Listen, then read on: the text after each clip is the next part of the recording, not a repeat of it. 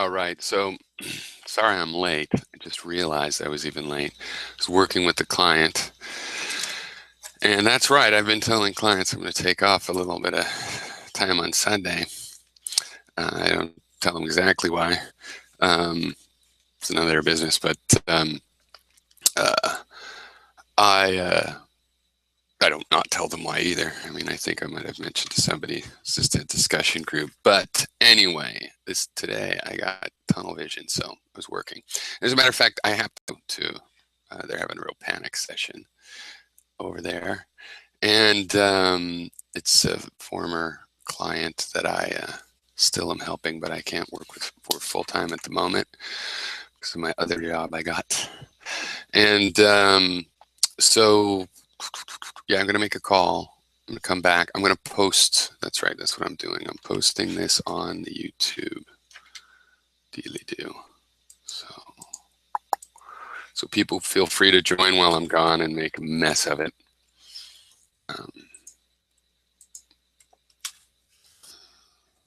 Dang. So well behaved, my except for Gary. So well behaved. Okay.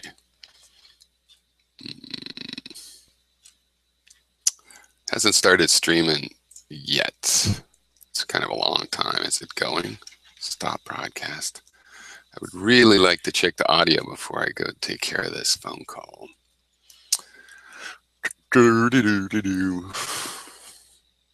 Is it playing? Over here. So play that one.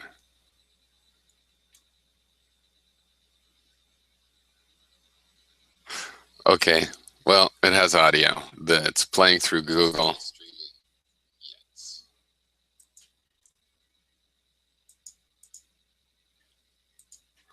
If I refresh. Oh yeah, there we go. Okay, so I'll be back real soon.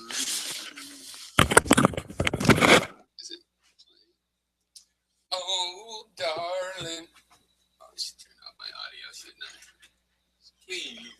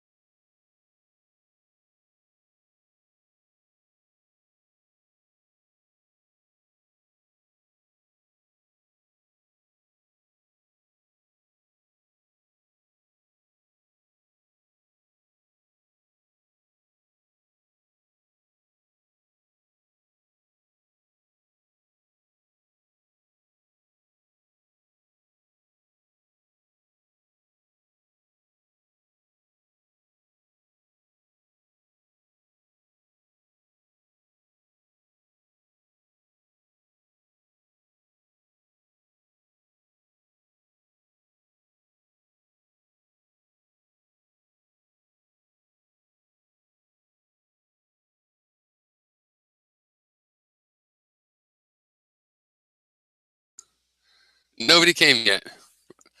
Why don't you come? You talk over me and without me anyway. Sometimes I just let you go on and start working and stuff. You guys don't even notice. But if I'm not here to start it, you're not going to show up. Okay, let's see. Oh, it's really a big delay today. Because I see on YouTube I'm not back yet. So I'm like 45 seconds. Here I come. Okay, I better pause so I don't hear myself. Let me see if it makes sound actually.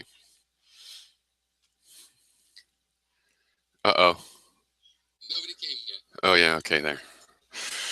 All right. So I just typed in the subject at random. Talk about death. So death, I was thinking, I don't really think, I've been afraid of the dark when I was younger. And then once in my 20s, I was walking out in the dark to the pitch black part of the road. But I knew the way the road went, so I could go through there. Take my moonlit or moonless walks out there. And a couple times I got frightened. And it was like, I could have taken a light with me. Instead, what I started doing was just stopping at that point, just standing there. And I'm like, what am I frightened of? I stand there and I could hear there was nothing around. And, I overcame it. See, and that wasn't a fear of death. It was just a fear of, it might relate evolutionarily to death. But it's just a fear. So what about, if I'm on the edge of a high cliff or something? No, you can't have that sense of vulnerability. Definitely, I'm concerned about things that seem like they might kill me. I generally just don't do those things, with the exception of smoking, sadly. But so I was thinking, well, I've had dreams where many times where I'm in some car and it's careening along, and usually somebody else driving, and it goes off the cliff. And it's just like, and many times, and the feeling is never like, oh my God, I'm going to die. It's always like, oh shit, there's nothing I can do about it now. And I just watch it fall off. And it's happened so many times that now when it happens, I'm like, I'm probably dreaming. This seems familiar. Let's see, I'm either going to die or wake up. So, but that's all I have to say about death. Let's talk about something else. There seems to be just a tremendous amount of fear of death in the society. And death is a terrible thing. I know better than anybody. But it is also a part of life, and it's also a natural thing. So, we shouldn't let our society be shaped by a fear of the inevitable. That sounds a little bit, it's the kind of thing that can make you crazy. So, well, I have a lot of work to do. I just, the reason I was gone is I had to, I guess I'm back now. I should erase that. Wink. And,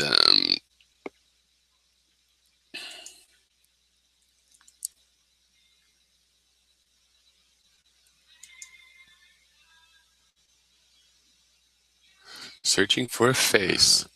Searching for a face. Find my face. Okay, there we go. It's having trouble finding my face because it's so dim. Here's my face. You come over here. You like my face better over here. Come on, camera. See my face. How about that? Better. Somebody better come into the room. I'd be pissed. Why should I? I could be building right now. I gotta. Okay, come on, face finder. I have to turn on lights for you. Really? Really? Fine.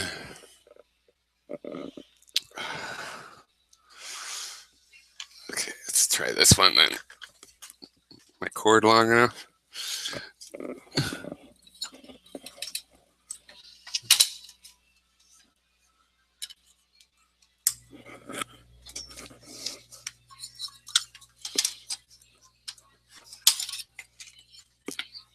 How's that? You can find my face now. There's 4 viewers. If one of you came in, this would probably get more interesting. Because if I have to entertain myself, that's just too easy. I'm not going to have a problem with that. But entertaining you guys is like, it's a totally different thing. It's not going to find my face now either. just doesn't know anything about my face. Okay, fine. We'll forget my face. We'll do this. And we'll ding. And now I want it to find my face.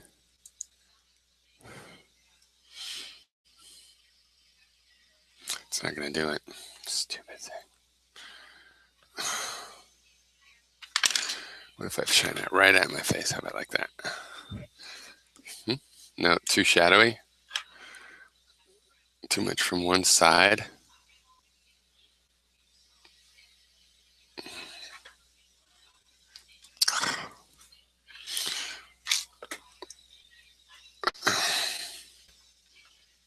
Okay, well, screw it.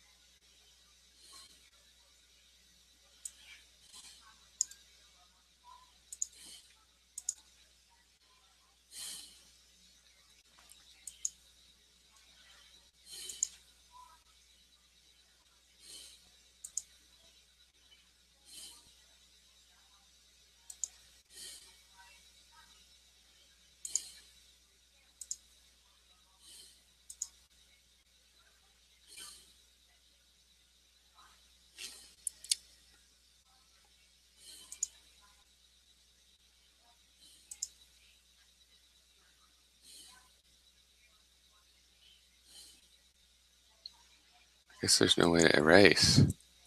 This erase?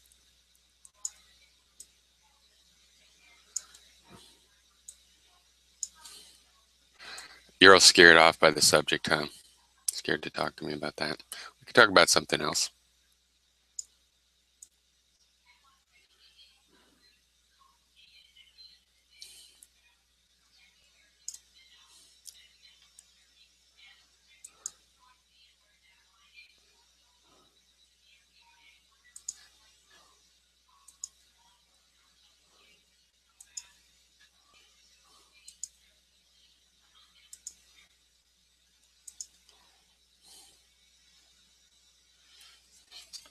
All right.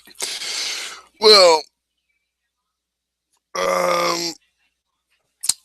so actually, I've been thinking about this feminism thing a lot more still. And the issue here is that I feel that too many people want to, so continue to argue and comment. Some of the videos old, sometimes they're new. And people want to argue about the celebrities, about, Anita Sarkeesian and stuff, and who controls the movement, or whether it was first wave or third wave. And it's like I realized one thing is like, okay, well, first of all, I'm probably still a first wave feminist. That's when I got involved. And I think most people that actually get stuff done still are. So I think they still count. Just because you get Reformed Jews doesn't mean the Orthodox Jews go away, right? So,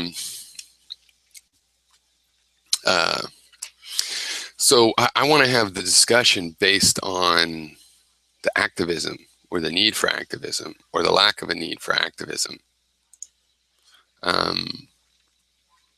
What are the subjects? That's why I'm suggesting that, well, we should agree to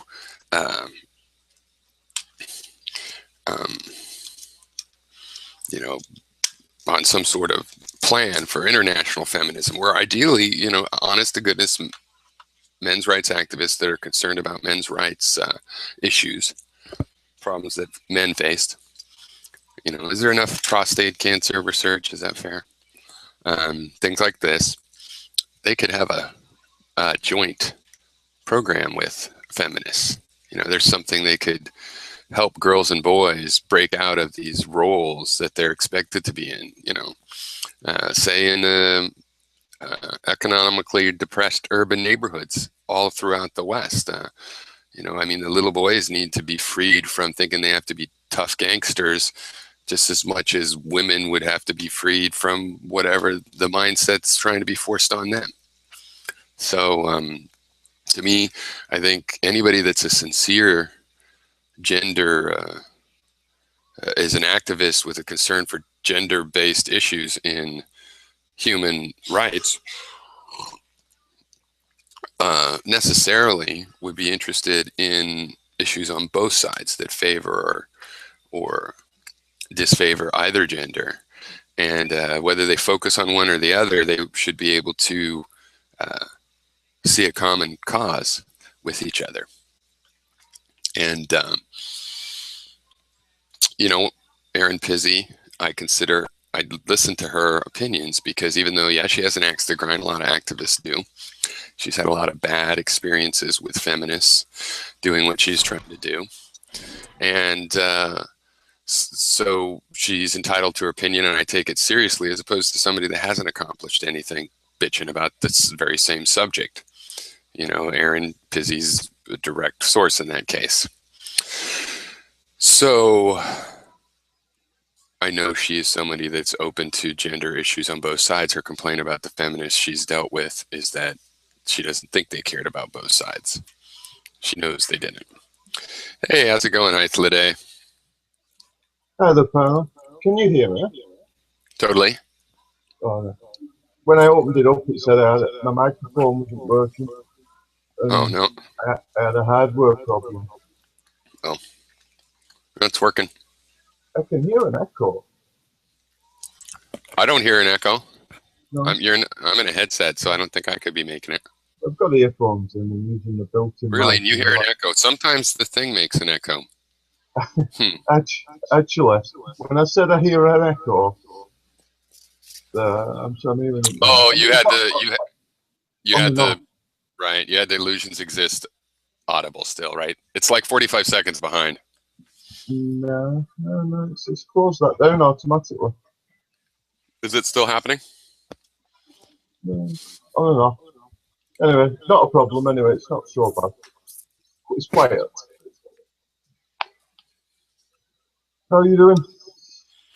I'm doing pretty good. I started half an hour late because I was working with the client. I just my dog. Clint Eastwood movie while I drop in. Death, huh? Talk about death. Death. No, it doesn't have to be. I just typed that in. Last week I typed in time because I was late. And so, but I did already talk about death. So I have a lot of things. It is a subject I'd like to get to at some point. I find I don't think I'm very neurotypical on the way I think about death. Everybody else seems to think about death a very different way from me, which may or may not be a good thing. Maybe I'd rather think about it the way everybody else does, but I'm stuck with how I think about it. How do you think about it? Well, the main difference that I see is I just see our whole society, I think, is, we're built on this fear of death, which is inevitable. And so we do all kinds of weird things while at the same time we reap death through our fear, through, warmongering policies that are, at least in the public, driven by fear of death. And yet, people don't, people fear whatever they want. I mean, the chances of dying because of a terrorist, almost nothing compared to, foodborne illnesses. And yet they want to defund the agencies, or at least like our conservatives, that actually deal with statistically measurable things that, and so to me, that's like, it's irrational. So there's a panic to it. And I think it has to do with people's their fear of death and the fact that we realize we're all eventually going to die, and all that freaks people out. Do you fear death? Do you fear death yourself? I don't really think I do. I was talking before you got in when I was talking about it. I could think of things when I was afraid of the dark, or even once when I was 20 and I found out, oh, I'm still afraid of the dark, and there's not a fear of death, so I'm certainly not fearless. But yeah, no, I don't, I'm a cautious enough person. If I think something risks my life, I probably won't do it. But Yeah, I don't it's not see. the same as though, is it? I heard it said, and I think it's true. There's oh, forgot what the word is now.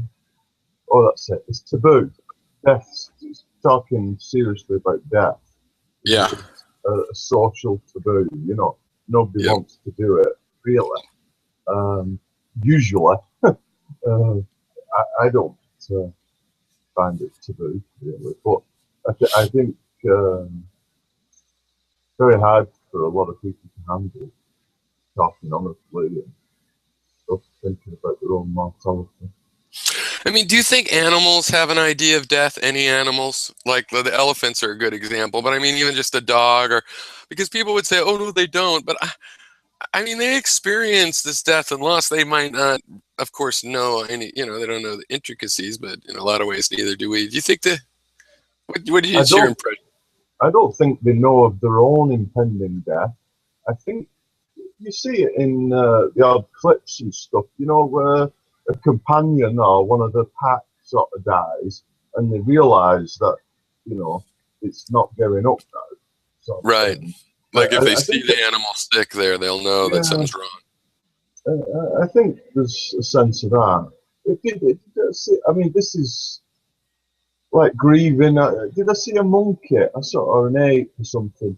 It was dragging around its dead young for a few days, you know. Yeah, I've seen Uh, that. and Died of polio. I think that's a Diane Fossey thing, right?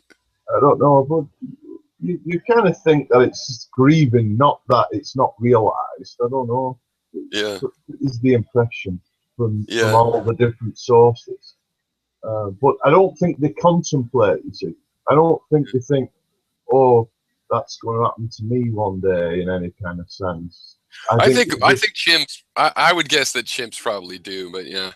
But I don't know about dogs. I don't think dogs have probably any conception. And I think even if chimps have it, it's still kind of true that for humans, it's one of our special burdens in the Garden of Eden. Eating the apple of knowledge, knowing that you're going to die. Maybe that's what they meant.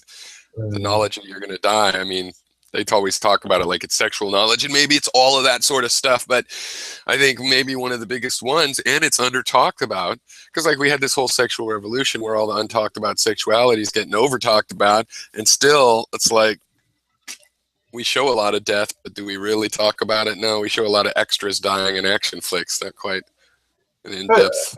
how do you think a chimp can possibly, um, you know, to me to think about death and my own mortality it is literally an internal dialogue with language, and I think without language you almost struggle to become um, conscious. Really, you're conscious in ways, but Yeah. I think that's Because you I know. think in a tribe of monkeys, one, they have a lot of experience with it as they're growing up. If they're going to be like a 25-year-old monkey, they will have been there at the deaths Hmm. of almost everyone they knew. And I think that their brains are sophisticated enough to add that together of just like if they see another monkey eating an apple, they know that would taste good in their face. And they get a little start to salivate already. They can visualize monkey that I'm like other monkeys. And so I think they there's because we're just chimps, I don't think that threshold of understanding death necessarily was crossed in that 6 million years. I think was somewhere before there, and yet. I mean, we write poetry and stuff about death, and like you're saying, we have language. I think our understanding is obviously more rich. But if we're just saying, like, does the monkey at 25 kind of know its time is limited? Well, I think it could know that. It wouldn't feel so special that all the other monkeys that died, it's had heroes that died that it thought were the greatest thing ever, mentors, they died.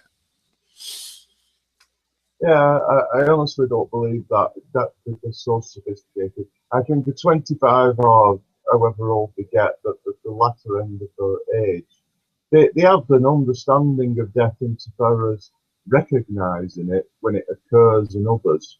Um, you see, my my understanding of death and humans' understanding of death affects the way I act. through life. Now, to demonstrate some understanding of death, I mean, it's just rather than have it as an article of faith, like, oh, I think that clever, and that's all we have. I would have to see some sort of Well, I you mean, know, there's some reasoning to it. I mean, if they see another monkey using a tool to clean some food or something, they are able to apply that and realize they could do that. I think if they see death over and over, they are likely to realize that it applies to them because they have the mimic neurons. They have neurons built in just like humans that make them associate their feeling of selfness with what they see happening in other members of their group. So I think that's not just, hey, they're clever, why not? Dolphins are clever, why not?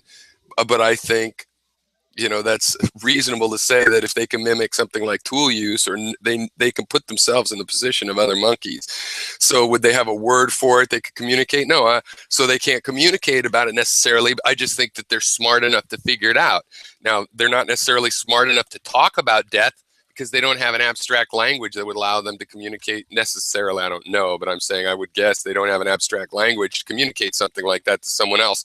But in their own mind, they can have an understanding of death as, you know, all things are mortal. Everything's going to go away. I will be gone as well. Now, it is speculation, though, but I'm saying it's not just because, oh, they're clever, so I like to think that. I mean, I don't really care if monkeys know death or not. And in fact, when you're talking about do they know it like it changes their life, no, I don't think they live their life with respect to it. And I guess that's what I'm saying about myself, is that I take danger into account, but so do monkeys. And if they could do that without a fear of death, then the fact that I don't, you know, bungee jump without a bungee is not a fear of death. It's just the regular old danger instinct. I've just had a thought. I'd be more inclined to believe dolphins or whales or something were aware of their own death, because they do have a more sophisticated communication, don't Hmm. I mean, we've gotten further talking to the great apes and chimpanzees than we have with dolphins. I was just reading about this, I think it was in the New Yorker, about there's a bunch of scientists trying to talk to dolphins again because it kind of fell out of favor for a while. But now they're taking it as a data science thing, and Google's helping them, trying to use machine learning just to figure out some words. Not necessarily their language, but using tweets from their language to create words that we could then both know, or whatever it took. You know, and I would be cool to see that in our lifetime.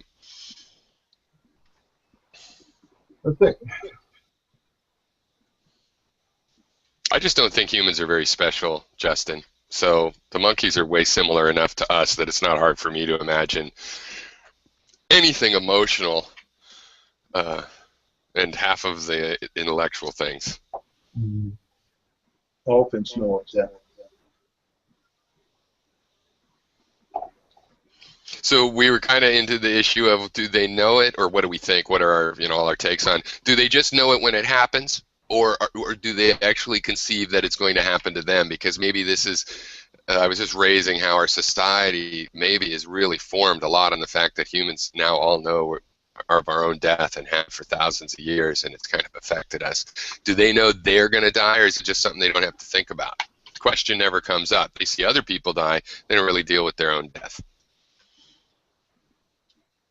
Well, elephants have been known to handle bones of their deceased. So do you think an elephant knows it's going to decease sometime? Well, you ever see them calling a elephant herd? Probably, I'm not sure. Yeah, they certainly know that, you know, death is there. I mean, they run in terror. Yeah. Well, there's a big piece of evidence with elephants, which is they go to a particular place to die.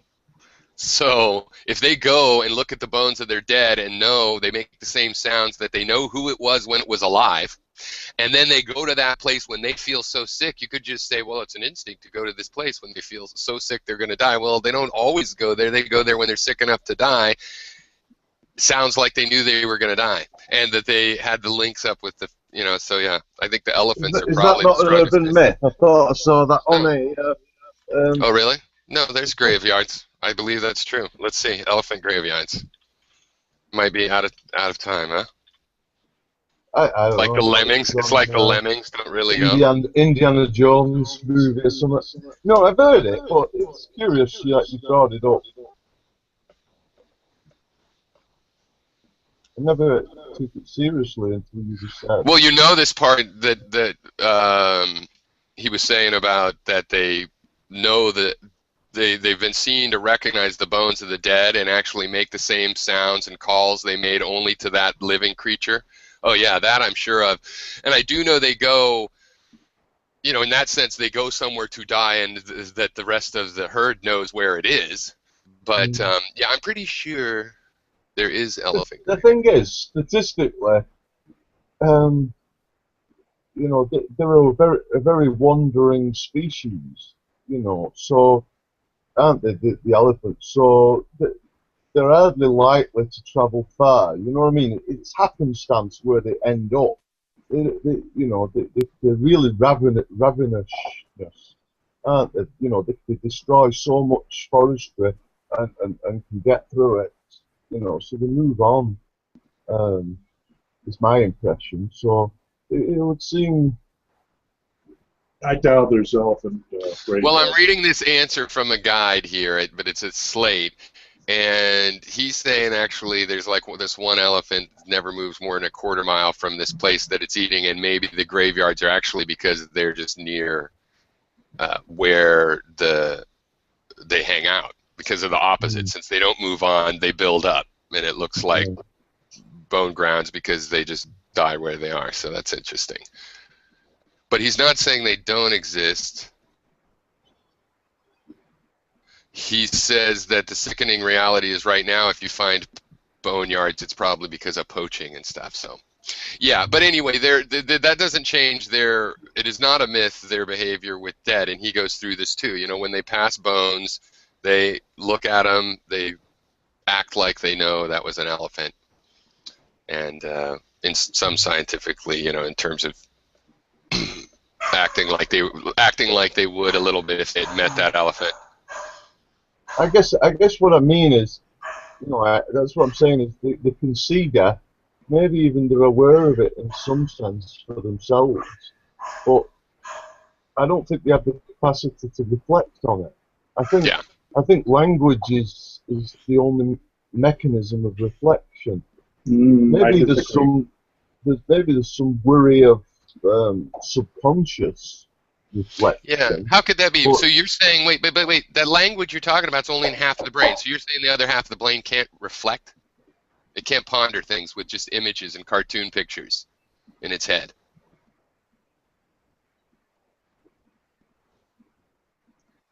I certainly do a lot of things that I don't use language in my brain to figure out how to do. yeah, but I've kind of seeded that possibility that things can go on in the subconscious. I'm happy for that, but because it's no mechanism to break through, you know, into another side, into the language side, is where the most reflection occurs in a different way for humans. It's something goes on, admittedly, but it's fundamentally different from what humans do. A human will think of his own mortality, and well, I don't know. My son's just gone to Peru, right? You know, and will do these crazy things because they have a sense of right before I die. There's lots of things I want to achieve. You know, so, but animals won't go right. You know, I'm sick of this. I'm going to see if I can join that other gang. You know, they'll probably kill him, but you know, I can't see any way in which it would meaningfully be demonstrated that they're reflective on it. I mean, somebody could be racked with paralysis almost, social or life paralysis because of the death, thoughts on the death. lots of things. We start up churches because of death, and we need the comfort that it's not the end, and this, that, and the other. It's just, you know, it's just the scale of it that for humans is just altogether different. And I guess that's what yeah. that's the only way I'm really thinking about it. Well, I've got to. Here's the thing you made me think on your side of what you're saying here. I think is that the human reaction to, for sure, we figured out that we as an individual are going to die. Our reaction, creating cults saying that no, you're going to live. Actually, you know, that reaction sort of implies that when we were chimps, we didn't get it. You know what I mean? If we had actually gotten death when we were chimps, we probably wouldn't have overreacted so bad. Yeah, so that's back to why it is maybe the human condition thing. And certainly whether it is or not, I mean, our society, maybe it's the slavery, the whatever you want to say it might have been, but our society seems paralyzed with an unproductive fear of the inevitable, to me. We won't spend money on things that would save lives out of worry for things that are just scary and won't really cost many lives. Weird. So I'm going to get some coffee. Hey, Sugarland Ren.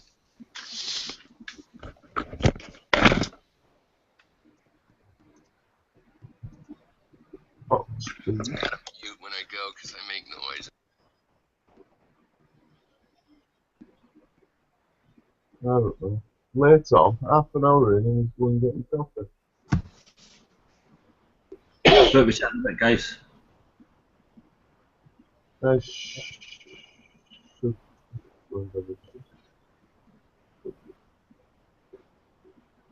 Suggle on then. Did you say that? You just learned some Chinese. Yeah? Yeah, that's Chinese. Yeah. Or what? Scotsman.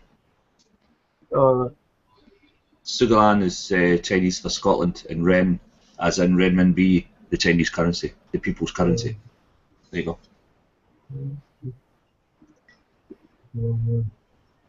You've been to China or something? Yes. Yeah. 5 times. My wife's Chinese. Yeah. My son went to school to China for Cool. 2 or 3 weeks. He really loved it. Saw all the main things.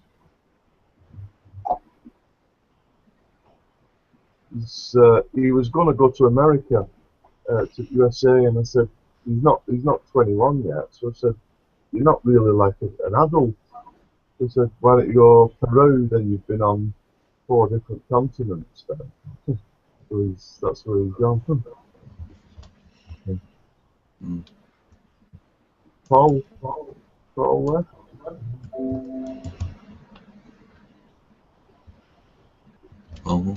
So what are we chatting about? What's the...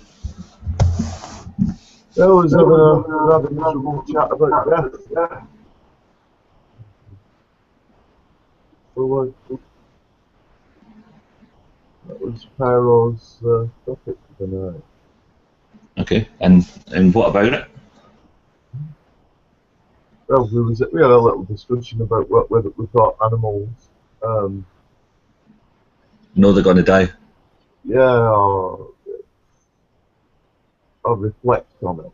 I think they know. The most intelligent might not have a sneaky feeling, but it's subconscious kind of, and I don't think they ever worry about it or do anything about it. You know, because they're not as sophisticated.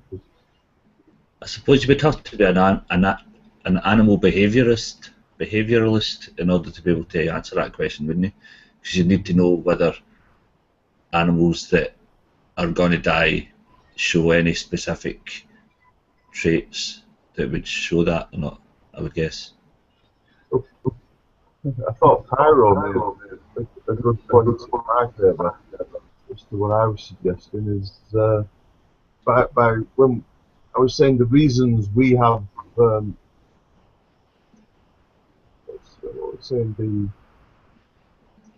some of the things we do because of our reflection about death can be like to go on adventurous trips. You know, you feel like you have to make your life worth living, or make certain have families, or but one of the things I said is churches, and Pyro said rightly, oh, that's a good distinction between us and the apes. Once we reached a certain intellect, it bothered us so much, you know, that we invented religion. So that's one point of view. I don't know whether you are religious or not.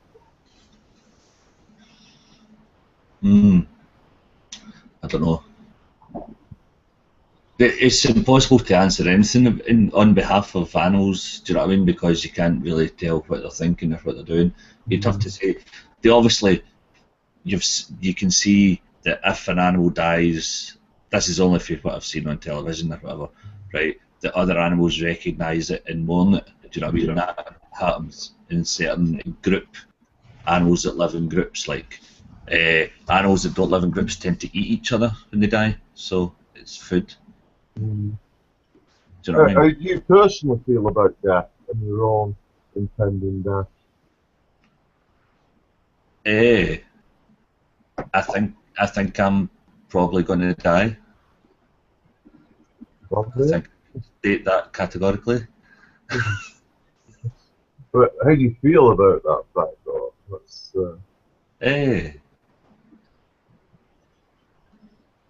I heard a discussion about something like this on the radio, and a doctor was saying she was talking to her mother and says that she heard this story about this woman who was 84, and she had dementia and all that. She's like, oh, I'd hate to live till I'm 84, and her mother says, wait till you're 83. Do you know what I mean? I don't. As far as my own death, I don't think about it, in fairness.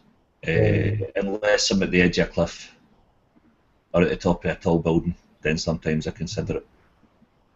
do you have any? To me, death really paints a timeline of your life, and the idea that you've got a death, and to reflect on your life is, in the context of death, is, for me, is to want certain things to have happened, you know, notches, so to speak. Have you got any, what are your life ambitions, you know, to do before you die? You know, they make all these books, don't they? You know, 100 walks to do before you die and 100 places to see before you die. Any ambitions like that? Do I have any things I want to do before I die? Well, in fairness, I'm actually going to China next year. Funnily, China again, to fight in a competition, which is something I've always wanted to do, because it's like Bruce Lee's always been a big thing since I was a kid, and all that sort of stuff. No, I think unless you're a millionaire, then you're not going to do all the things you've always wanted to do before you die. Do you know what I mean? There's always restrictions and things like that. And if you made a list like that and you didn't do it, then it would be regret, wouldn't it? So I would rather not. Are you kung fu? Tai Chi. Tai Chi. Yeah. Do Tai Chi people actually fight? Yes, they do. You don't hear or see much of that.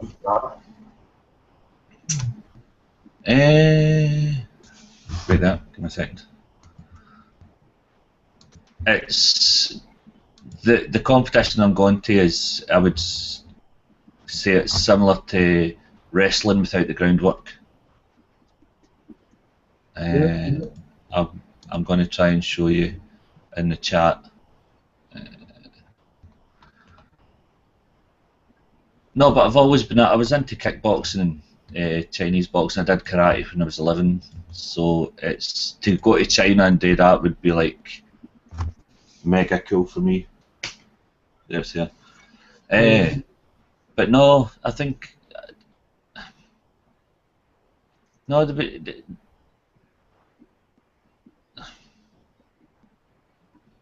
So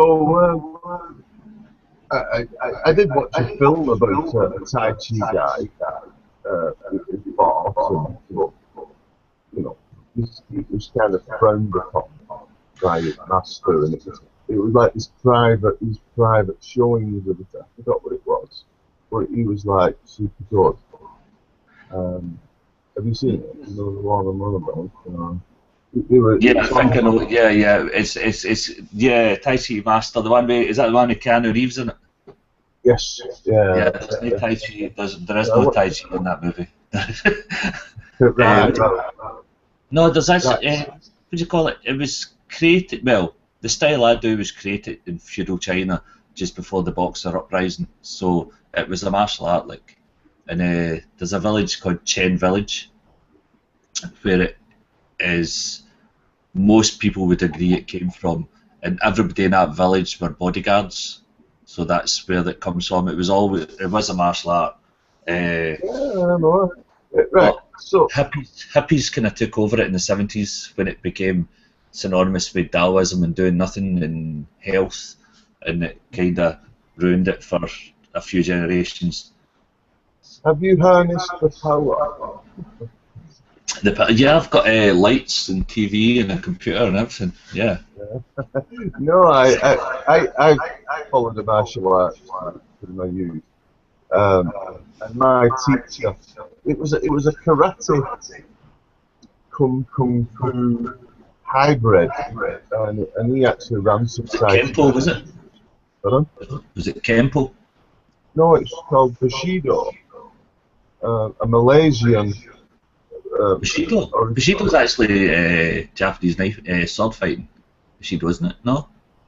I've heard of Bushido. Sorry, you're right. Yeah, you're right. It's 20 years ago. Budokan. I've heard of that. I knew somebody did that actually. Yeah.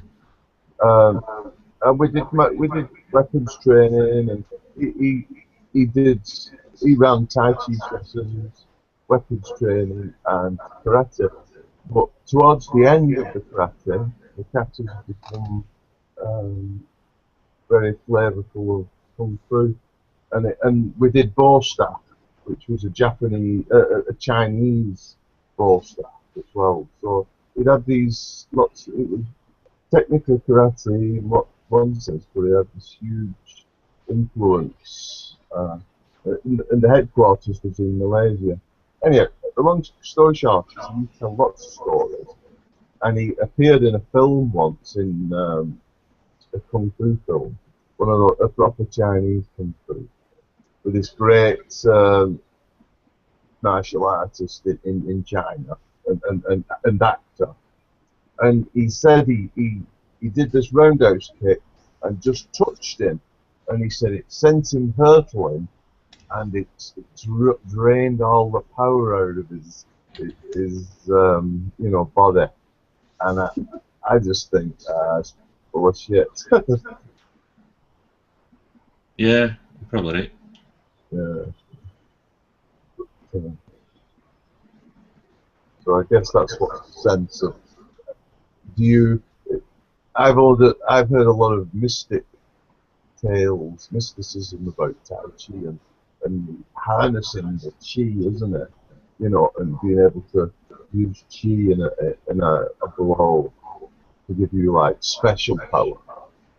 I'd be relying on the mass and speed trajectory. I think that's called in martial arts term as Wu. Woo. Yeah. Wu. No, it's good to speak to you, speaking like what I would hope to be, honestly, and saying, nah. But, ever see that fight with the old master and the guy who came up against him? He would have classes where he would do his, maneuvers, and people would fall over about him touching him. He did a Japanese karate style. It was Kai, they call it, as opposed to Chi, and they put out a reward to anybody that can beat him, and some Thai boxer came up and kicked the piss at him. Yeah, he was. That video is very famous in the martial arts world. Yeah. The guy, his students were so compliant that he could just put his hand out and they would fall back. Do you know what I mean? And he believed it. He started believing his own bullshit, and he put out a reward to anybody that could beat him. And some MMA fucking kickboxer type guy came up and just punched the crap out of him. It's quite, yeah, famous.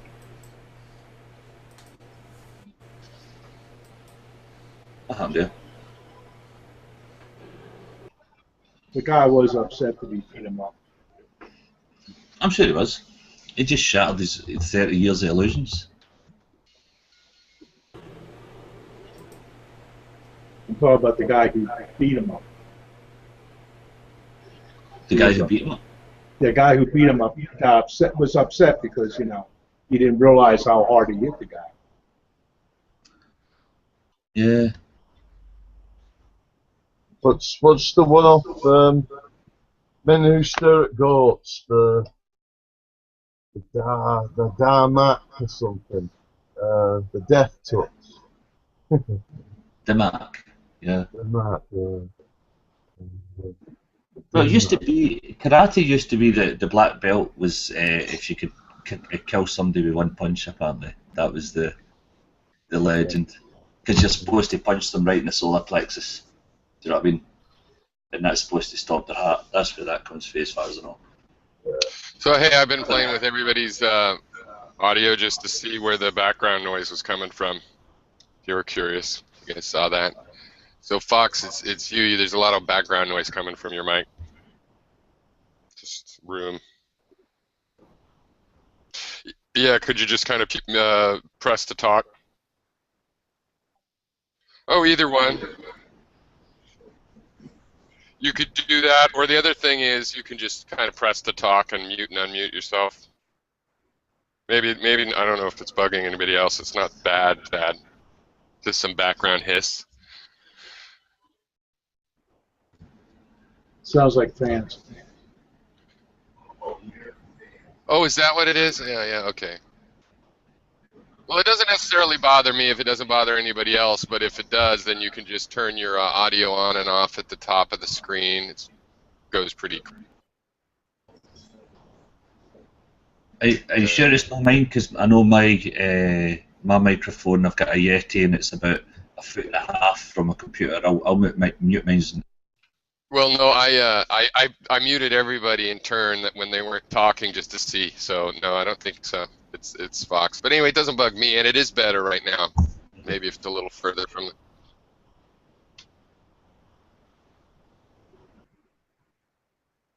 Yeah, it's just that hum that sometimes you get from the microphone. Have you got but birds it's fine. cheeping right there? Fox? Have you got birds cheeping? You can hear them. Birds. Cheeping. Chirping. No, birds noise. I think it's birds cheeping, as in. Yep. Am I the only person here that doesn't have a man cave? Because everybody else seems to have. I know. So does Pyro, and so does Veda. Paul, and I don't know about Justin. In fairness, he's sleeping. I'm the only guy that doesn't have a man cave. That's unfair. Yeah, this is my lofty loft of an office. Yeah. What did I do with my coffee? I've got a man cave until my wife comes downstairs and tells me to shut up. What kind of contact level is this tournament you're going into?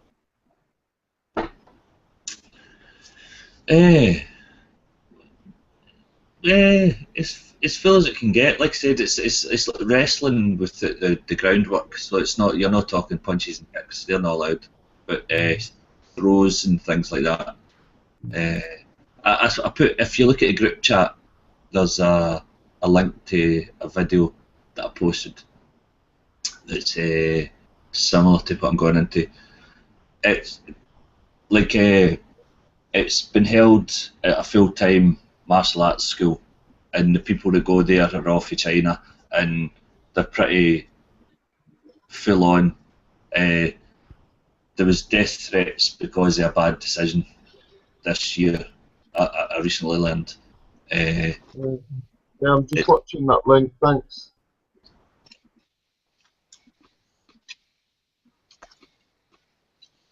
A bit makes it sound a bit Aikido-ish. It's similar. I would say. I'd say Aikido is more Tai Chi-ish. In fairness. Sorry, not that broke up. More what? Rather than Tai Chi, push hands been Aikido-ish. Aikido is actually Tai Chi-ish, because Tai Chi came first. Yeah. Yeah, but death. Yeah, what about that old death, eh? So I have a question about that stuff. You guys sound like you follow the stuff you might know. You know that it's Thai something. It's martial art, and these guys run up each other's knees and jump off, and kick the guy from an. What's it? Thai boxing. Muay Thai. Muay Thai. Yeah. Is that fake? No, it's true. I mean, some of the ones I've seen. How could any other fighter let this guy get in the stand? Because they literally like run up a guy's leg. When his knee is there in the right position, they'll run up his knee, kick him in the face, and leap on the other side. Just crazy shit. You're saying there's some reality I don't to know. it? I don't know about the magical acrobatic stuff you're talking about, but Muay Thai definitely. No, I'm talking about the fighting. No, I've seen the fighting, and I was just wondering if it was like wrestling thing where these guys are doing a globetrotter thing or something. But no, I've seen the leagues over there. They're supposed to be real, and these guys are just, it's acrobatic, but no, these are fights. Yeah, I've watched a lot of proper Thai boxing fights, and unless one person's totally outmatched, you're not going to see much in the way of acrobatics. These guys spend hours hitting the legs against hitting bits of wood against the legs to kill the nerves in the legs, so they can do, because most of Thai boxing, the first few rounds anyway, they just kicking each other in the hip area to deaden the legs. Do you know what I mean? Because that's the way they win most of the time. It's just shin kicks to the legs so that they can't stand. But it's definitely real Thai boxing. To answer your question, Paul.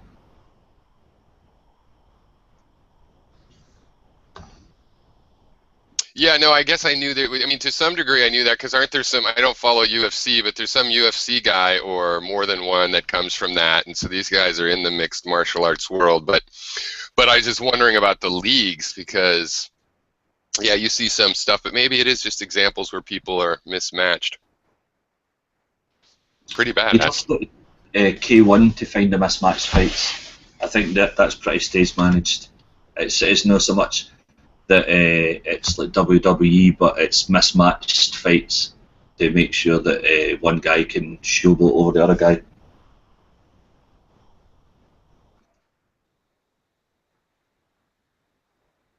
I just pulled up on YouTube a link, and it's a totally regular fight. Well, except for the kick as well, but nothing crazy. Yeah, I'm going to find some clips of that, and maybe I'll put it up and you'll see. But Hook's puts a link in the sidebar of the kind of thing that he's going to be entering.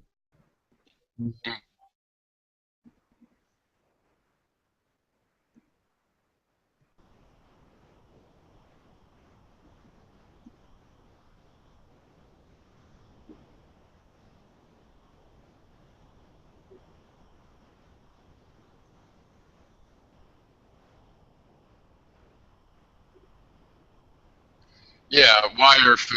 Yeah, wire fu. No, I'm talking about wire fu. Sometimes wire fu. We sometimes call that in the Hong Kong movies, and they know it looks like that, and it's supposed to be chi. No, I'm talking about things that if they were staged, they're in a ring in front of a live audience. It would be staged in the sense that wrestling is. It was a live event, though. There was nothing like supernatural like that. I mean, it was impressive acrobatics. It's this guy. The guys had all kinds of ways of, they did a lot of jump kicks, and the one that really No, no, I saw a clip. No, I saw a clip that was, you know, it was not from a movie. Well, of course, yeah. So who else other than myself and Puck here has trained in any fighting arts? I Anybody did else? taekwondo, and that was like over 30 years ago. To a decent level, or Wasn't bad. Was there a while, but then I moved, and that was it.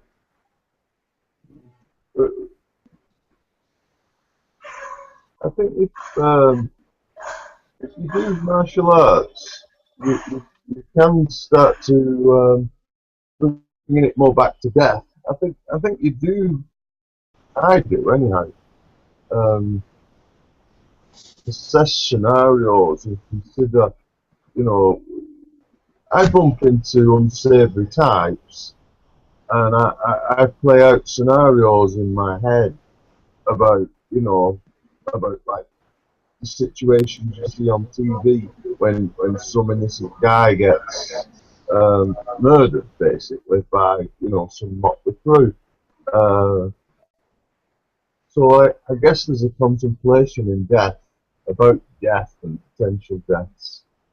Uh, a lot when you start studying martial arts, because you think about how it's going to enable you to defend yourself in real life situations. What do you think? Oh,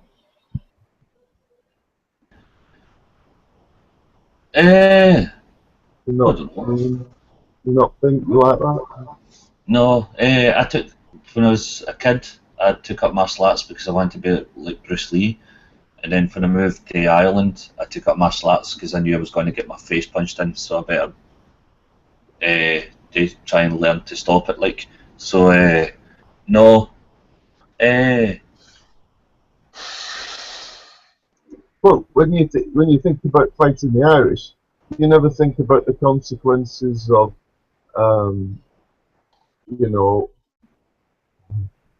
in a street fight. There's nobody stepping in, and some people like to um, make a name for themselves or instill fears in the community about how bad they are, such that people won't challenge them again. There's all this goes on. I'd say that most of the people in the group here are not in the demographic where that is ever going to be the case. The normal demographic of people who are going to be attacked in the street are generally between the ages of 16 and 25 and male. And if you're going to be attacked, there's statistics somewhere that says that you're more likely to be attacked by a friend than a stranger, because it's generally an argument, a drunken argument or something like that would start a fight. So the idea of some big hard man wanting to rule the block is generally never going to happen unless you live in a projects or something like that. It's not so likely that you're going to be attacked in that manner. So I wouldn't. That sort of idea, that sort of scenario would never come across. I would never think about it because realistically, it's never going to happen. I guess. Have you ever? How many fights have like street fights have you had to use your abilities in them? Since I turned 28, I'd say none. Below that, between the 14 and Oh, lots and lots and lots. I wouldn't say there was so much abilities as opposed to just fucking scenarios that happened. I lived in a council We got estate. the couple working class UK Brits here, huh? So you guys had your whole. See where I'm from. I'm from the culture that had that. But that stopped with my dad. He got in fights, didn't really want to, ended up becoming a hippie. My grandfather, on the other hand, continued to do it into his 70s. As a matter of fact, I could go on and on. He had a road rage incident waving a gun at someone in his 70s, even a 20-year-old kid. But he He never got over it. But anyway, that's funny. My brother had to deal with that, but he always didn't want to be in a fight. But it's so rough on the island in Hawaii, and there's so much race that he and his friends were always getting jumped. You know, go to the parking lot after a club. Somebody thought you looked at the girl, or you know, or even guys showing up to their parties, crashing their parties, and getting all violent. Yeah, alcohol and violence is a strong link, in fairness. And when I used to go out on a Friday, Saturday night or something like that, I've got a friend who became a bouncer, and he used to go, there's a place in my hometown where everybody would meet after the pubs closed or the nightclubs closed, and it was called the Coffee Boat, and it's where they sold burgers and fries and things like that. And everybody congregated there at the end of the night because it was the only place that was open that late that you could eat at the time. Maybe 20 years ago at this stage. And if you were going to get into a fight, that's where you would go, because that's where all the drunk people that wanted to extend the night beyond 2 in the morning or whatever would go. Do you know what I mean? But if you're looking for it, you find it. Is what I would say. Well, so you used to look for a fight? I didn't. My friend did. Right. What about you, Justin? I forget, you said you got any situations. You ever get a chip on your shoulder and go out to the cafe after 2 o'clock because you knew there's some guy? You ever go with a chip to look for a fight? No, because I spoke I never looked for fights, but I always attracted people who did. People used to look at a tall fella. And sometimes used to think it would be quite an achievement to, you know, take me on. But also, it was usually a gang of 10 of us, and if it wasn't me, it was somebody in the group was getting hassled, and then it was the whole our group against their group thing going on. And a friend of mine warned me that, you know, oh, be careful, you're getting in a lot of fights, and there are people carrying knives now and such. So, right.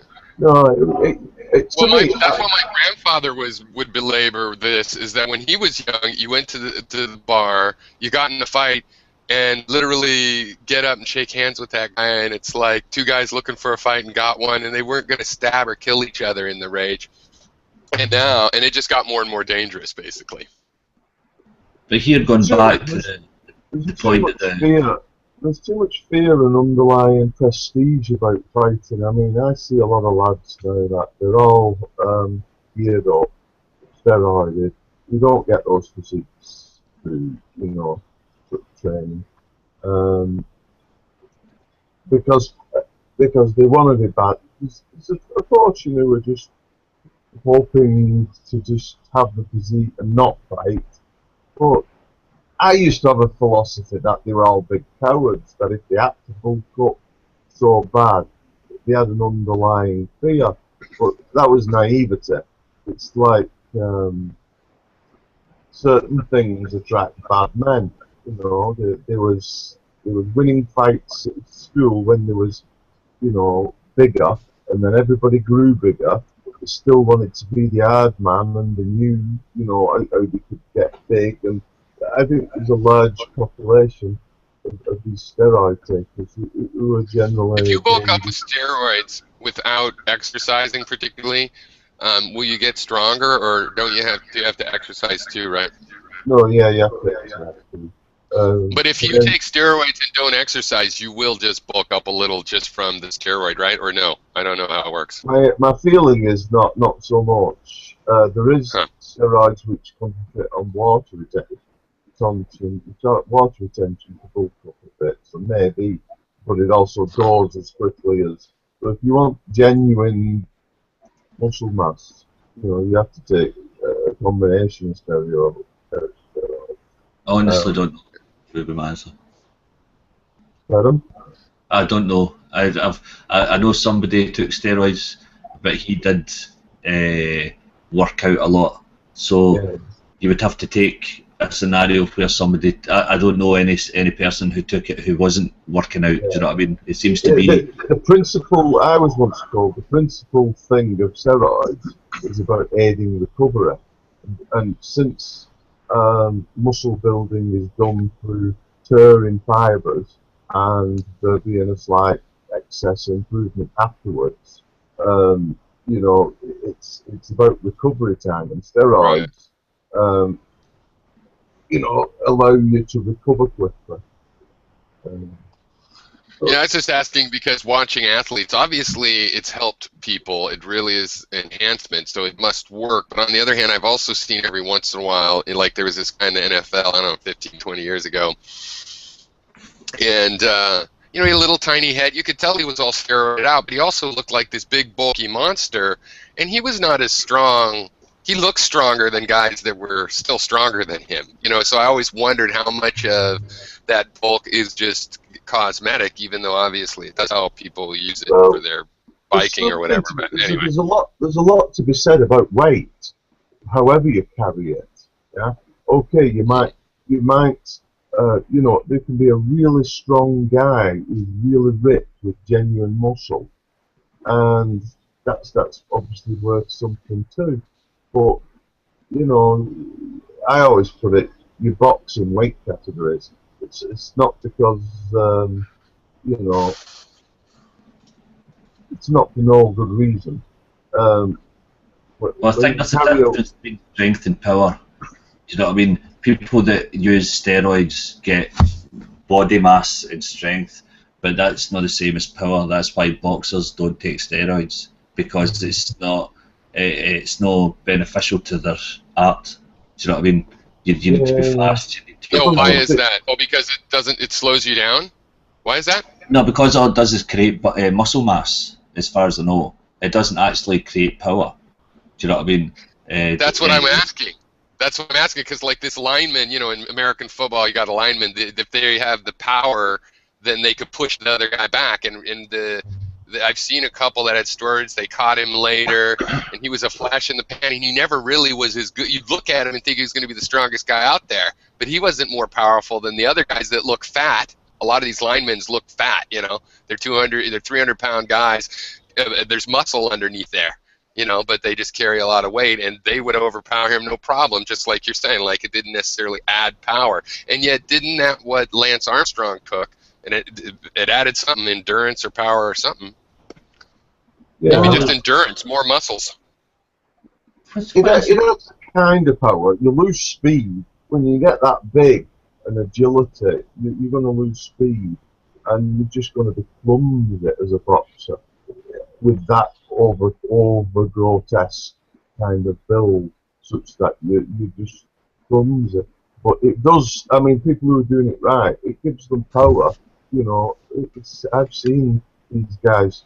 It's the difference between a guy being 18 stone, hitting you, you know, at 6'4", say my height, and a guy being 6'4", but 14.5 stone.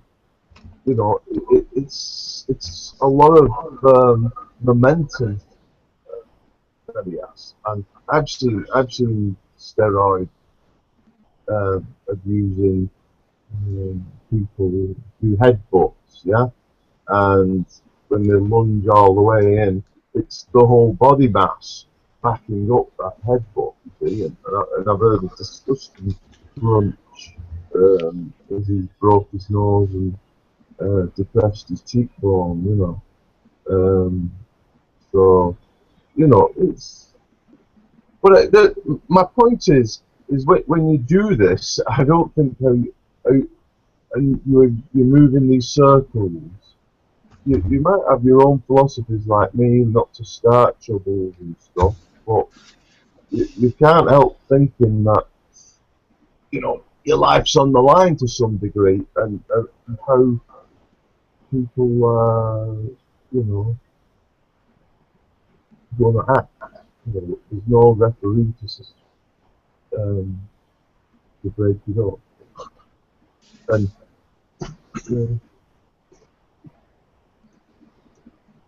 I was looking at you, Paul. Sorry, and wondering you're quite. How old are you?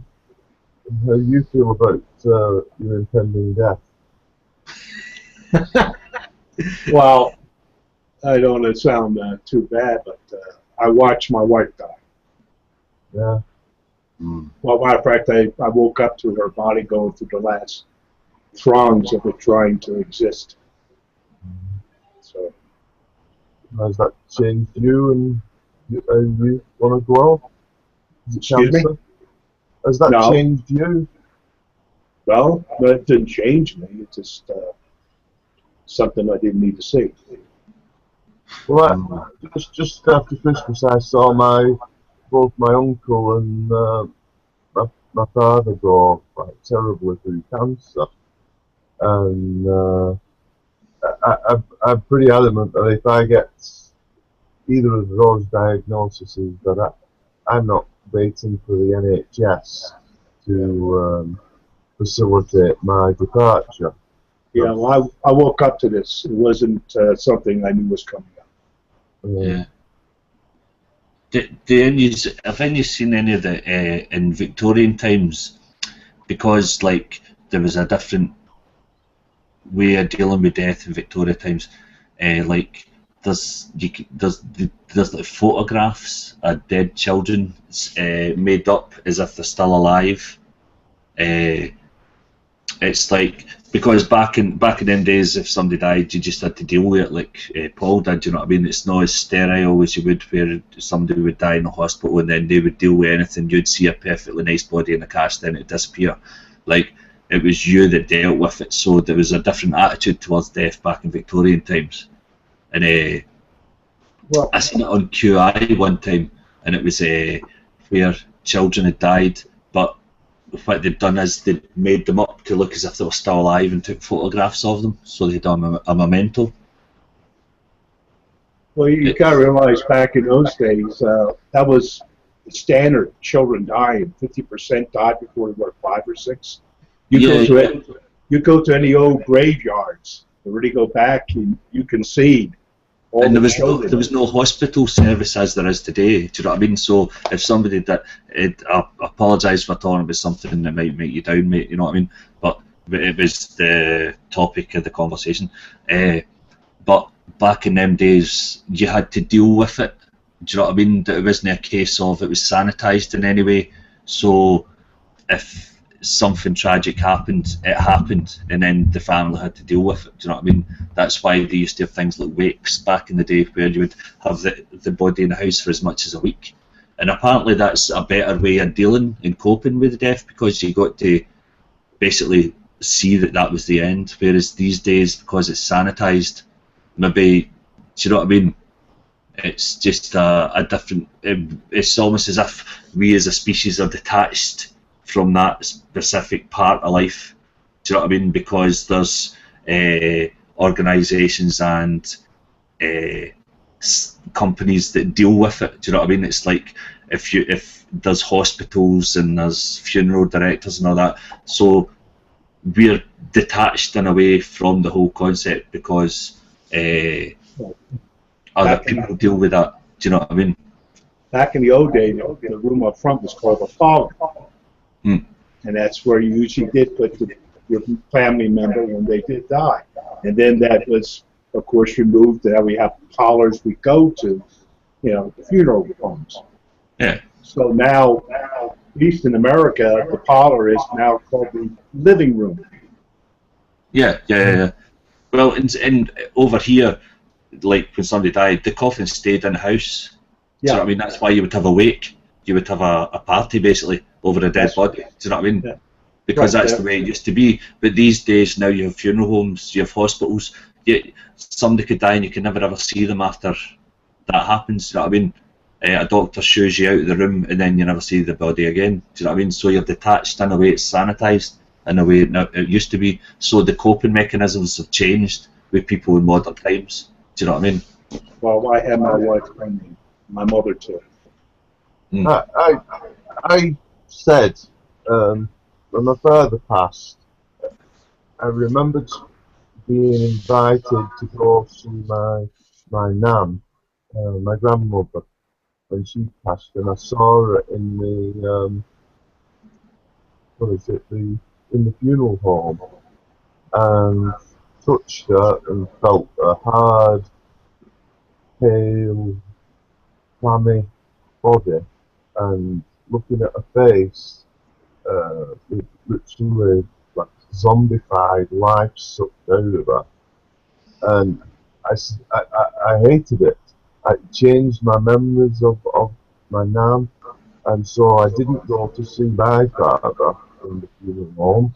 I said I'll remember him how I remember him best, and that's alive. And I implore my son and anybody else not to come see me in funeral home, you know, because I find it quite disturbing, you know. But that's possibly why there was the funeral rites and such a thing were created, because when you're left, it's so difficult to talk about knowing what I know, but it's a way to deal with it, you know, it's a way to say goodbye, like, you know what I mean? So maybe that's one of the reasons you get religious. Maybe it's a bad way, maybe that's why funeral homes have made their money, because Well, the really best way I saw is my grandfather's best friend. I'd never known my grandfather on this side. He died when my mom was 13, but his best friend remained friends with the family for various reasons, and because anyway, he's part of the family, and they're like family. And he went over to Hawaii for his, you know, basically for hospice the last few years of his life, and he went into hospice, which is this service. I assume you guys have it too, right? They do death care when you're terminally ill. They'll do it for a year. So they helped him for 2 years, and he actually had a weird thing where the hospice worker had been, hey, I'll see you on Wednesday and Thursday or whatever, which was her next 2 days, and he's like, no, you only see me on Wednesday, you know, and she took that as a sign, and so they, you know, that he might be about ready to die. He'd been holding on for a while.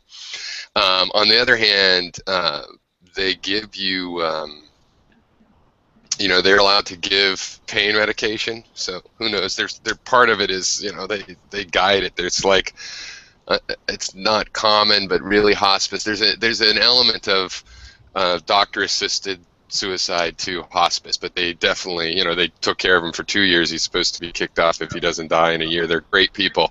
Anyway, he died that night. We had a party there, like a wake while he was there, and if he hadn't died, that would have been great. But he did pass away, and we were all there, and hospice was there, and I thought it was pretty. It was a pretty good way to pass away if I had a choice. So yeah. I think the wake is a functional, good answer to it, you know. You know, I wonder if I traumatized my kids by being there. Maybe they it seemed like it was natural and they could handle it, but maybe it wasn't. Yeah, my son, with his first wake, didn't like it. I remember being upset when my nan died. I was probably 15, 16 years old, and everybody was laughing and drinking and getting happy.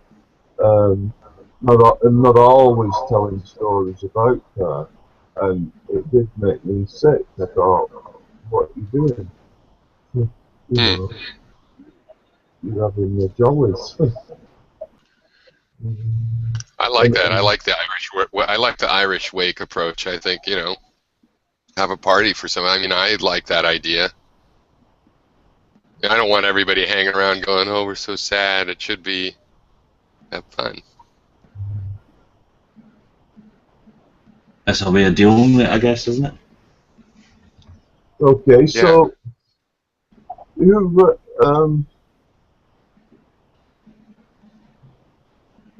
do you not feel compelled to do certain things before you die? I was sort of asking Hook about this, Pyro. Do you like your ambitions? Do you plan for your death in the sense of that you've got some ambitions and things that you feel you're here to do before? Yeah, I do. That one word answer. I mean, I don't have, to me, it's part of being progressive, like in this scientific idea of progressive or iterative, that I don't necessarily have, yeah, I have an idea plotted out and it could stretch way so into so many things that I know I'll die before I got to them. You know what I mean? So, or being part of philosophy, there's arguments that's been going on thousands of years that I'm just in the middle of. So yeah, I want to make progress, but then in my actual, life accomplishments or being productive, yeah. And all the more so because of what I've been through. It's like, it makes me think, well, what else is the point? To me, my answer of when I'm faced with, yeah, this what mortality really means, then what else could there be but to, make things, just bridges and gardens and homes and take care of pets. I think these are all productive things, and I have, yeah, I'm working really hard to try to, I believe that to make a difference politically in the world, you have to have a business. I believe the businesses are totally shirking their responsibilities. They build $30 million, any company that I've, in my industry, will be building $5 to $30 million buildings all the time. It's just always construction. It's like they just continually constructing. Why don't you make that in a downtown place, and then the open quad can be a city park? You could improve your city just by spending that money more integrated with your surroundings. Instead of make a big fence, integrate with your city, give people access to your cafe that you have to have for your employees and things like this. And I would like to do that before I die. I had no problem. I'm going to get a beer. And that's a picture of I'm my not wife. drinking today. No, that's your I'm problem. not drinking today. I need to cut down again. I let myself drink a little bit too much recently. Got Do into you some ever- vodka. Well, Do you ever I'm having a drink reflect on your because lifestyle? midnight is my birthday, so Can I get a beer? before. Say what, Justin? I said, do you ever reflect on your life as though it's of no consequence and you're just passing through, just like everybody else? You look back on your life and you look at the naivety of your youth, where you didn't yet realise that you was just passing through, and most of what you do is going to just fade into obscurity, really. Huh. Yeah, well, I used to feel kind of that way about the philosophy. Like, I had to get it out there. It had to make a difference. It had to make the life succeed, to prove that the philosophy and getting. But luckily, before stuff came down and that was all sort of determined, and I got the answers of what having one attitude meant in my life versus another I might have had, I realized, no, I think that conversations like this with the internet, but even, in the old days, philosophical conversations at a party or just with people, and idea work, talking about ideas and brainstorming with your friends, it's a fun thing. I think it obviously does go on. Most things are word of mouth. Most sayings and everything, they were never constructed or sent out there with a marketing plan. It's organic. So I think we do exist. We all have consequence. A lot of the things we think make you consequential don't really in the long run. I also believe that if I came up with an idea and told one guy that told three guys, and then one of those guys told his son, and his son went and made it a big philosophical movement, and he's famous for this idea, and I'm an untraceable source. Even the historians going back and finding his father and stuff, they won't find me. I feel that that would be awesome. I'm like, yeah, I want to be the secret ingredient would be great. So I feel very productive in terms of the consequence of ideas or things that I've done. Or, I have plenty of examples that have failed. I went to the park every day, with my daughter and stuff, and she didn't make it. So is that waste of time? No, I think it was a consequence. I mean, I wished it would have been longer consequences, but I guess kind of have a view that everything's of consequence, and that what seems most important, usually when people are concerned of consequence, I think it's they're worried about looking consequential to others. And if you just focus on whether you feel consequential, yeah, everything you do has consequence. So you're like the butterfly flapping his wings. Yeah, that would be, yeah, I would be, yeah. And even if I don't create a chaotic event, that's stronger than my flap, so I think it's all self-normalizing, you know what I mean? I think that a little bug walking along is just as important to himself as I am to myself. So if that's true, then everything's pretty important. Well, there's a famous story in Scotland about Robert the Bruce, who I don't know if he's from Scotland, but he was a king of Scotland who eventually beat the English, and he had been beaten in a famous battle, and he was hiding in a cave, and he saw a spider trying to make a web, but the condensation from the cave kept destroying his web, but he kept trying and kept trying and kept trying, and eventually he made his web, and that was the it's a famous story about if at first you don't succeed, try again, right? And it's what helped Robert the Bruce go back and then win the battle that got him, that beat the English and got Scotland its own country for a time, and that was a spider making a web that did that. Do you know what I mean? So that's kind of where a kind of comparison, I guess. Hey, speaking of that, it's totally a tangent, but has anybody else here, as a kid and even as an adult, but more as a kid, I put in a lot of time watching spiders build webs? Has anybody ever paid much attention? You ever watched that? Just spiders in Euro, not on TV, but I mean, you'd ever just do that as a hobby? Anyway, I had a little geeky. They're amazing. They're amazingly good engineers. It made me realize how smart a bug can be, because they do things that are smart engineering. I'm sorry, I know how humans think about it, and I've seen them. Probably one of the best examples that you can see commonly is a spider that cutting a leaf out of its web. This is a complicated thing, right?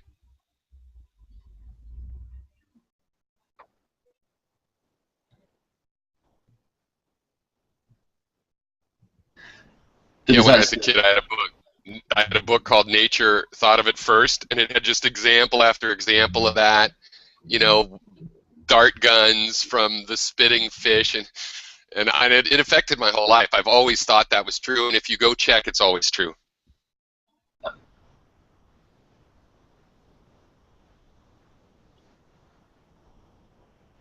Have any of you watched the program QI? Yeah. It's an English program. Yeah, I know what it is, but no, I've seen a couple clips and stuff. I know what it is. Yeah, it's like, and they ask actually intelligent questions, right? Not stupid ones. There was an episode where they showed you a self-writing object, an object where no matter where you put it, it always self-writing. And the guy that invented it was Hungarian, and he says, "Yeah, we invented it, and then we realised that it already existed, and it was in turtles." Yeah. You have your own. I do think there is. I do believe. How could there not be original?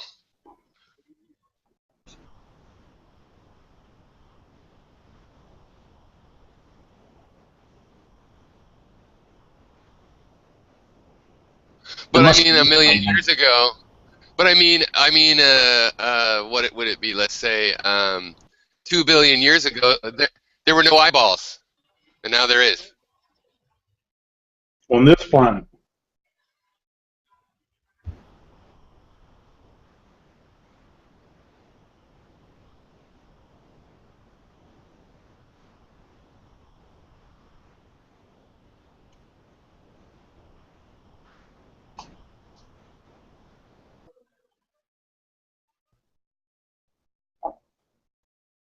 Or something that worked that way, yeah.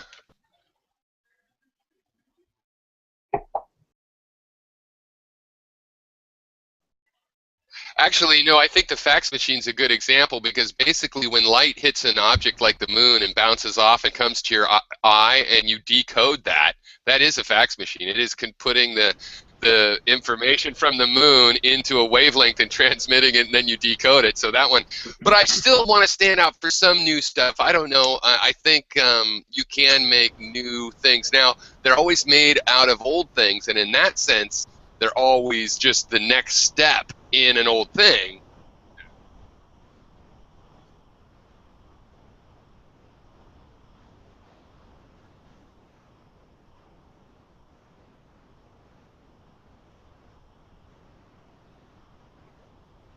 Well, yeah, before you have an eyeball, there's lensing phenomena. There's the phenomena in natural glass or gravitation that will naturally lens stuff in nature.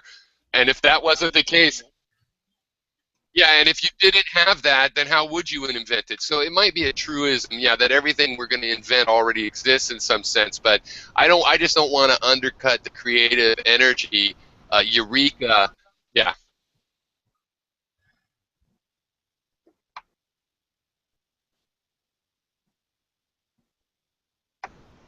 right, yeah, fair enough, yeah.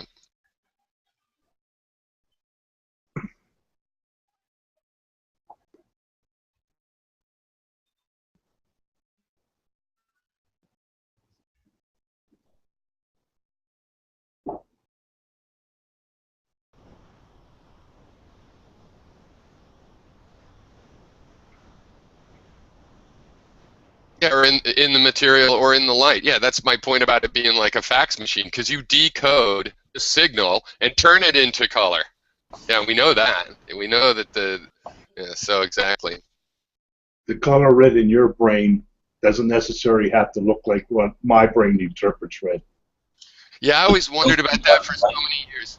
Since as a kid, I wondered about that, and I believe probably you do see that red that I see, because think of how colors contrast and how people react to red a certain emotional way. Even though we couldn't prove it, I think because of a similarity, the similarity of our construction. So philosophically, I always thought it was a great thing. I was turned on to it young. I think a lot of people were.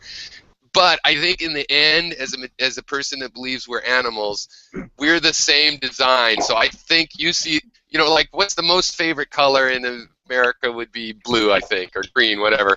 I think most people seeing green are getting that same color sensation that we can never compare. We'll never know, but that's when I decided, you know what? On the other hand, there would be weird kinds of color blindness where they would be inverted. And you might be able to test that because of all of these psychological effects of color, how green and red contrasts with blue and green in the mind better than blue contrasts with green. The mind will notice that two things are different colors if it's red and blue, and red and green, more than it will green and blue. There's not all equal discrimination in color, and maybe you could test and say, look, this person has it, they have the reaction pattern in their blue that we have in red, and you might actually get more deeper into. I would love if we could answer that problem. Maybe you could read someone's mind somehow. I don't know. Is it even answerable? I see red a certain way. You may see red differently, but it might still affect you the same way. Yeah, right. So it'd be exactly. So how could you ever catch up on it? Yeah. Yeah. There's no way of really knowing. Here's another argument, though. Here's another argument. If when I see red, you're seeing a different color, why would it be blue or green? It would be just another arbitrary color. And if the brain could create arbitrary colors so that my red, green, and blue are actually three different colors from you, and they're all random, then where's the economy again of that? How could a brain do that? Why, if we did be able to do that, then we could see 50 billion colors, but we have a very rigid color hooked to our eyes. No, I'm not talking about that. That's one of the in China, right? And I'm only saying this because I know it, right? The Ireland has got a brand of potato chip, right? And the character on the front of the potato chip bag is a yellow potato, okay? It's a man shaped like a potato with hands and legs, and he's yellow, okay? And when they took it to China, they had to change the colour from yellow to white because yellow is a colour of death, bringing it back to the original topic. So how you perceive a colour can also be what you consider the colour to signify. But actually, no, I think they can be overlapped. I just read this article, I think it was National Geographic or it was something like that, a magazine about these studies they've done into color perception, right? And how you see color, it depends on which colors you name. You know what I mean? Like some societies might have 4 names for a certain range of red, maybe because a flower in their cultural history is in those shades or whatever. And then yeah, and so they've found out that depending where your culture has named colors, it actually affects people of equal eyesight, mind you, because you can test their actual physical eyesight in a different way. They can tell the difference between shades of color that are closer together because they have names in the right places, because the color is close to a color that culture is actually named. And it's not like you'd think, like cultures name red, green, and blue always. No, they've all chosen little different shades because they didn't know about primary colors. So really, the colors they've chosen out of the spectrum have nothing to do with what are really the primary colors. I mean, in a culture, you know, purple could be the most well-known color. It doesn't matter. It's made of red and blue that we know now. So anyway, and they've done some really cool tests just to say how powerful this is. Because these people are familiar with these colors, they see color better. But not in general, just near that color. The other culture sees better near another color. It's but because, they did that test in Africa where they can look at two colors. You look at them, you go, yeah, that's green. Mm-hmm. And they'll go and they'll name two different greens. Yeah. But they have a problem of other colors that we definitely see a difference in. And that a lot of times hinges on language too. Because some cultures, I don't know, it's Asian or whatever, green or blue, whatever, that's the same. That's So the thing with this then is that too that they had some examples. I wish I could remember them. I'll have to find this article, but where the colors seem pretty different in the examples of people that couldn't tell the difference, and then you know it's vice versa for other cultures, and that goes really strongly to the other thing that I was trying to argue against a minute ago. That no, maybe your red is really different, or if not totally different, it's somewhere different, assigned to a slightly different color. Because if it can be adjusted by learning colors, then the fact that we remember these colors so well is because they were on the flashcards. You know what I mean?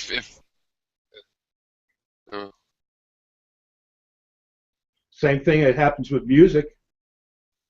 Yeah. I mean, look at the diversity of music. You know, some stuff you can go, oh, that's not too bad, or that, forget it. And the same person who likes that particular music that you don't, listens to your stuff and goes, that's crap. Yeah.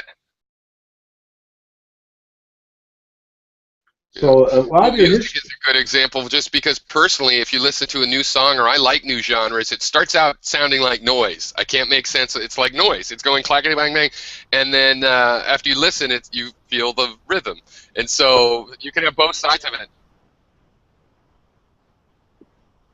Right.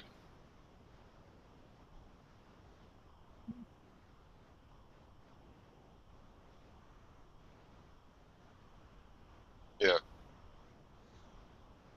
Well, because when you're listening to another language, if I say Mississippi, somebody might think I just said 4 words.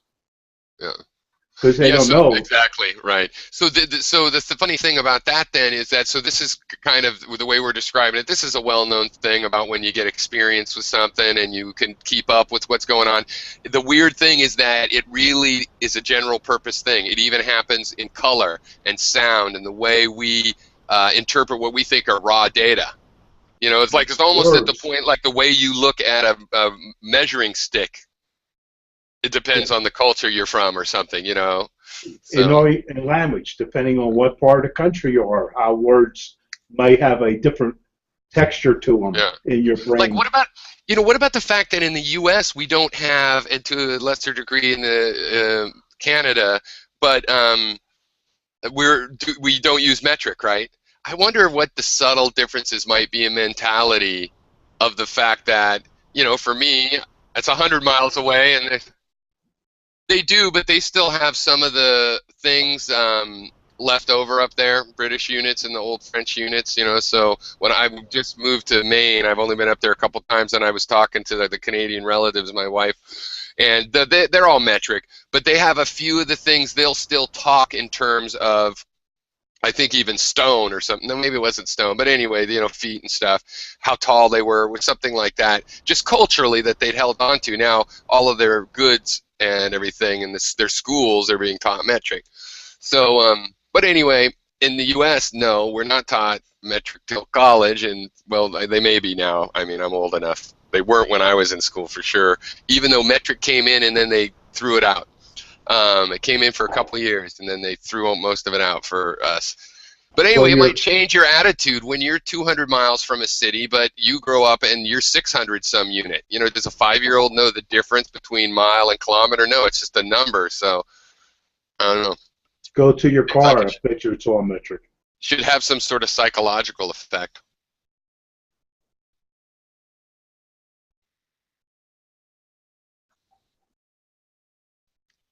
Well, good.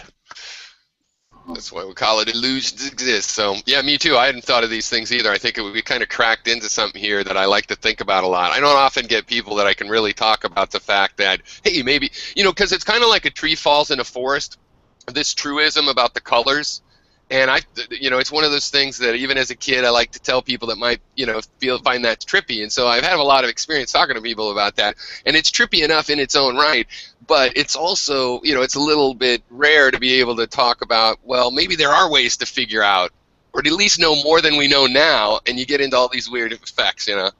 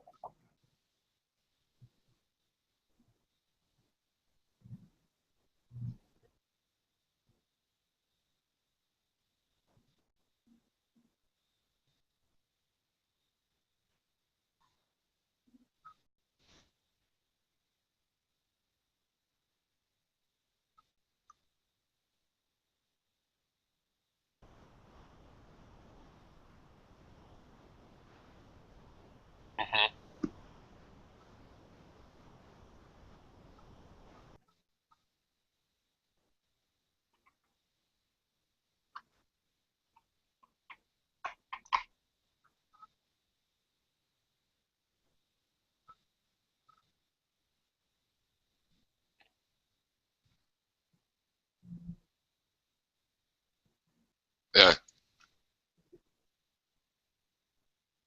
Yeah, thousands of years ago. Yeah, no, I know too, because I didn't know a lot of the trippy things I thought about had come from philosophy. And actually, my mom had been like, you could go to get any degree you want except for philosophy in school. So I was surprised to find out that not only even my counter, even like skepticism and stuff, I found out, yeah, it was all, not only did it already exist, but when you heard it from an uncle that told a cousin that, you know, that you heard through the grapevine, the person that wanted to trip you out and brought it up, it that's 50 degrees of shades of difference between you and Aristotle that told the dude, and it got to you by word of mouth, you know. So it's actually, it's like, oh, this is all the same thing. This is,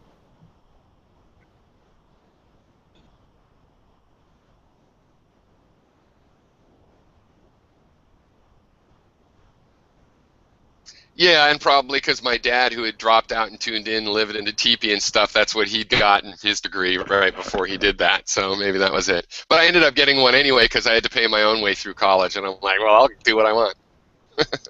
It's quite true that most of not of somebody else's No, stuff. I have a bachelor's in philosophy.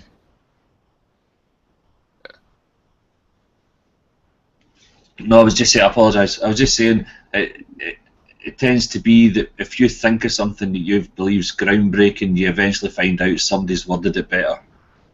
Somewhere there's a song or a famous person or somebody that's said what you think in better words than you could ever do. Do you know what I mean? Yeah, well, when I was a kid, I studied, I'm like, why isn't there a philosophy that's based in science? I didn't know that it was because of the whole postmodern thing. They got all shy about this, and they got mum about philosophy. Used to be the scientists would talk plenty about philosophy. So anyway, I'm going about my business, making a whole philosophical system from science, and I figured the method of science was because they just got a better and better method from doing science. But no, it turns out it had come from skepticism, right? So I found that this whole system I had made, idea for idea, I had abstracted it from how experiments work and things like that. Then in college I found out, well, it was just exactly what Piro had said. But having discovered that, then I could stand on the shoulders, and the skepticism that I have today is on the shoulders of Pyrrhonism. It is an addition. I could, once I knew that was my roots, then I could add to it in a new way. You know, there's things that, you know, because you know, we are emphasizing different things. There's knowledge we've had for over 2,000 years that things appear to be the case, and so you know, it's like if you once you find that you weren't original in an idea, if you want to, you can then take that idea to the next step.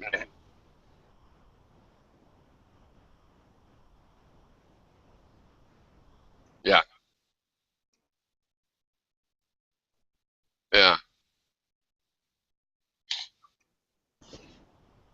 yeah. Oh, It's amazing how well we just took it back on. that, It's that should amazing. be re.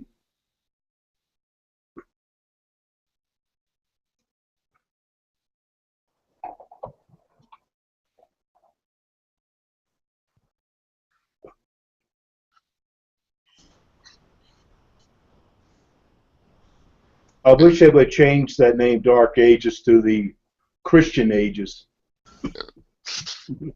It's a really funny thing, though, how it was lost for centuries, to a large degree, really lost, and then not spread to the New World, and then was kind of an esoteric knowledge in whatever the First Reformation, right?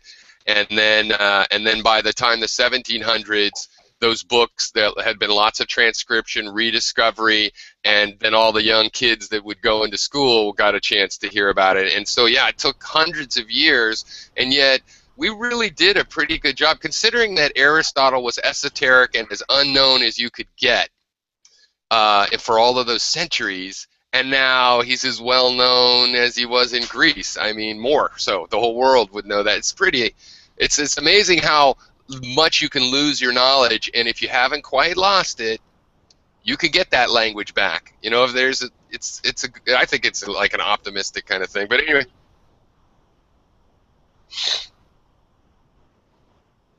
The Reformation?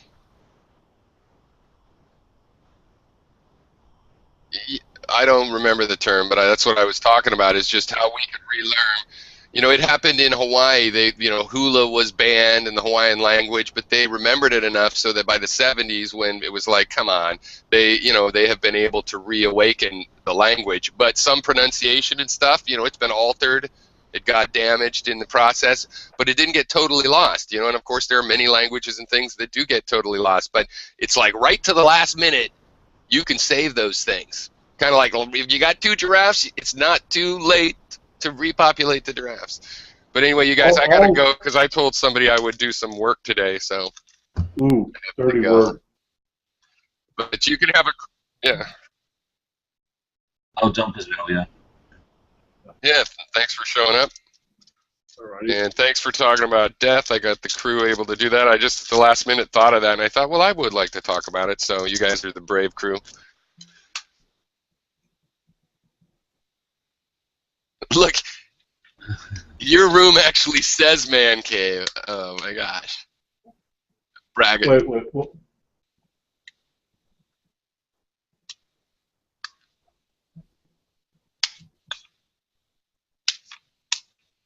Yeah.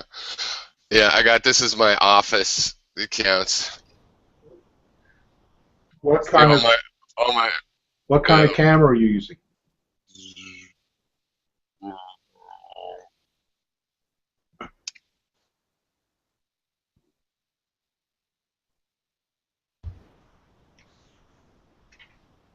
Oh.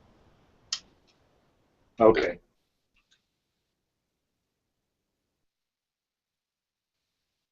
Well, okay. I have a Logitech, but it's a C920, and it came with the software.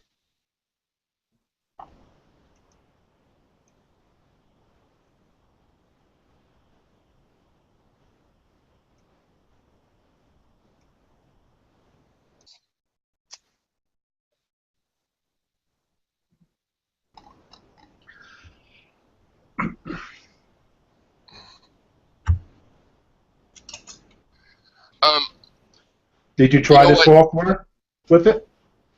The 920s? Did you try it? The 920s? Give it a try. Give it a shot. Well, you got nothing to lose. I think you might. Okay, so I used to use this program Cam Twist, and it can intercept your your video and do things to it. It can, you know, put graphics or change the color, and it can zoom. You get it pixelated possibly, but I don't think you mind that. Now that's a Mac thing. There's a similar product, so I just looked it up, and I think this is the one, ManyCam, and it's free. Like, there might be an ad and they want you to pay or anything, so-called freemium. And ManyCam, and it'll do the same thing. It also allows multiple programs to use the camera at once and stuff. So I don't know if that works for you. One of the things it'll be able to do is zoom in, and it'll do it for any camera because it's doing it with software. So if you don't get anything else, it's a free thing. I know a bunch of Windows people used to use that. I used CamTwist, which is awesome, but you need a Mac. If you have a Mac, yeah, right, then it's ManyCam, and there's probably other stuff you could pay for that does this, and it's the if you search for ManyCam, you'll find the other kind of programs that do it. So it's a little advice.